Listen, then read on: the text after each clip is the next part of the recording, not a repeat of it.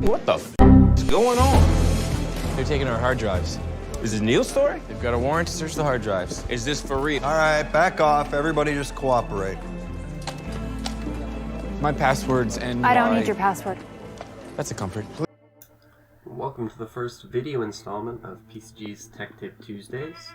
That clip is from the 2013 show The Newsroom, and I love this scene for a couple of reasons.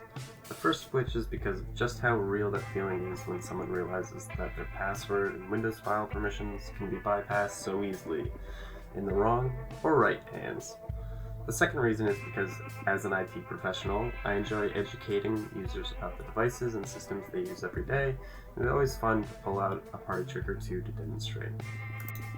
While I believe the FBI and other three-letter government agencies have more sophisticated methods of digital forensics, without a few basic security precautions, they are entirely unnecessary. During our demonstration today, I'll be using a Windows 10 virtual machine as well as changing the boot order to a portable ISO Windows PE. This flavor is commonly referred to as Hiram's boot disk, and in the real world can be written to a flash drive so you can boot from USB. Other bootable tools, usually various Linux distros, would also be able to read the files, but Hiram's comes with a handful of useful tools that I like. This attack works because my portable version of Windows doesn't care about the file permissions and can read the virtual machine's drives directly, i.e. no encryption to work around. It is worth noting that servers are susceptible to this as well. While bringing on a new client, I was once forced to use the same tool to break into their only domain controller, as the admin password was not known and documentation was seriously lacking.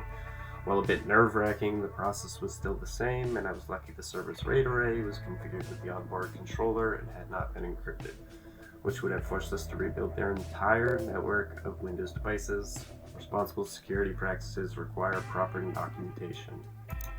I won't bore you all with the details of exactly what I'm doing. There are plenty of reputable and not so reputable tutorials out there for this, as well as a short blog post we'll link in the description. Instead, we're going to talk about encryption. Bitlocker drive encryption specifically. While the technology has been released since 2007, it was only available on the Ultimate and Enterprise versions of Windows Vista and Windows 7. If you're an enterprise level IT admin at the time, you likely had every intention of turning it on.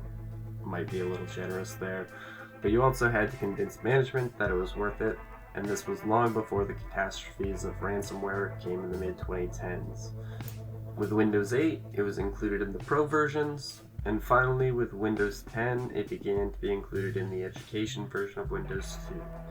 With mainstream availability, now we just need a way of enforcing it and backing up the keys.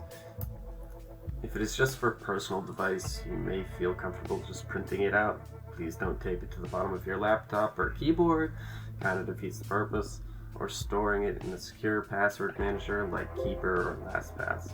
But for the IT admin that wants to make sure they can recover your data as quickly as possible, enforcing it and backing up your key to Active Directory, either traditional AD or Azure AD, is much more convenient.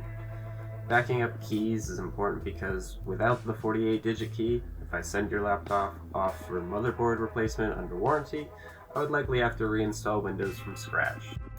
This is because every time your system boots to the encrypted drive, it validates the encryption key that has been written to the device's hardware using something called the Trusted Platform Module, or TPM for short. With Windows 11 just around the corner for many businesses, you should know that TPM 2.0 is a requirement for Windows 11 as they look to push a security-first approach to IT. Now, you might be saying, wait, we're a cloud-based organization, or I save all my files to the server and use a VPN whenever I'm outside the network. Why do I care about drive encryption?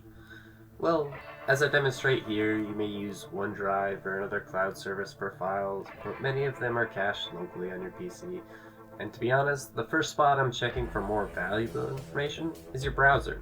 Browsers tend to use the Windows authentication we just bypassed to protect, say, passwords, credit cards, and other personal identifiable information, or PII. Some, like Edge or Chrome, that want you to sign in with an email account to sync your settings may require re-authentication of that account before they hand over the keys to the castle, But I would also highly suggest use a proper password manager and protecting that account with two-factor authentication. Relying on this is not a foolproof plan. If I'm able to quickly access your banking apps, email, or HR systems in the web, I have the potential to make way more money than if I just reinstall Windows on your stolen laptop and sell it on Craigslist or Facebook Marketplace, which the bad actor in this scenario is still going to do. If the password for your VPN is saved, I could use it to spread ransomware on your company's network, which again increases the impact and my potential payout exponentially. Losing your company laptop is bad, but a procurement request for a new one is much easier to swallow than interruptions to your entire business's operations, cyber insurance claims, and the potential compromise of both your and your client's sensitive information. Hope you all enjoyed this one, and we'll be back soon with more tech tips and videos.